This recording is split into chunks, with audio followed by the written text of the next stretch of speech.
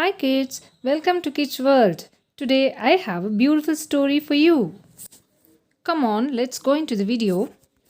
Once there lived a father and mother with their two sons. Both of them were born and brought up in a city. Both the sons finished their school studies and went out for college. At that time, their grandmother, who was living in a village alone, gave a call to come and visit her in the village. She was longing to look at her grandsons. John, let's go to visit my mum at her village. When can we start? How long can we stay?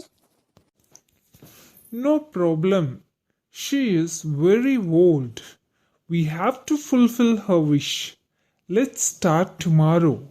We'll stay there for a week. Mom, I don't come to that nasty village. Please don't call me there.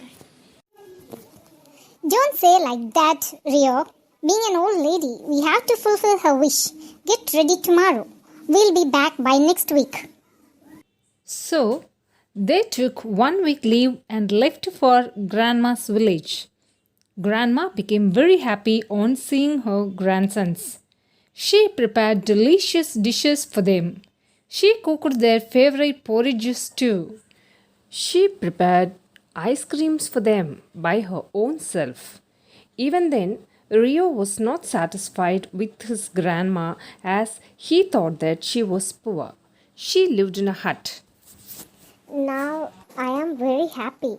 After a long days, my son, daughter-in-law and my lovable grandsons have come to visit. I have to cook delicious food for them. I love my grandsons so much. So, grandsons also happened to eat and sleep in that hut itself. The elder grandson, Beam, liked to stay with Grandma, even though she stayed in the hut. Beam was very much mesmerized by Grandma's love. But the younger grandson, Rio, wished to leave the place. He never wanted to come again to that place. He disliked his grandma as she lived in the small hut. He never liked villages. He always hated huts. So he wanted to leave the hut. On the third day of their arrival to the village, there was a conversation going on between Mom, Dad, and their two sons. Dad, when are we leaving this village? I hate this circumstance. I don't like this calm atmosphere. I don't want to live in this hut, and moreover, I hate to be with uncivilized grandma. Rio, don't say like this.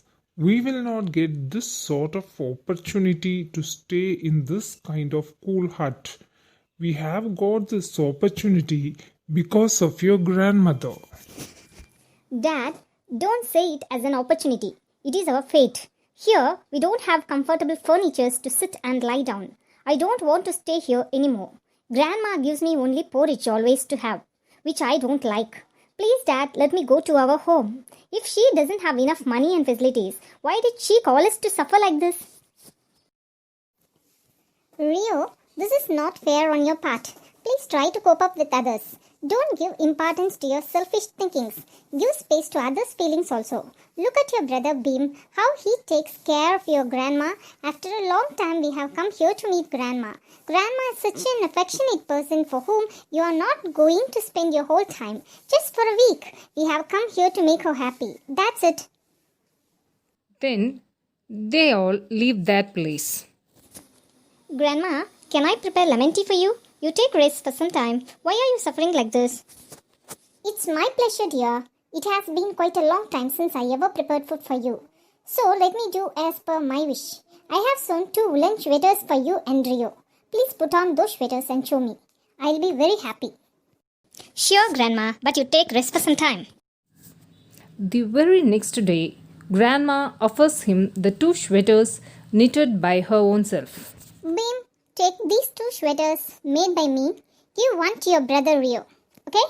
Thanks a lot, Grandma. I feel very happy to have these sweaters from you. Thanks.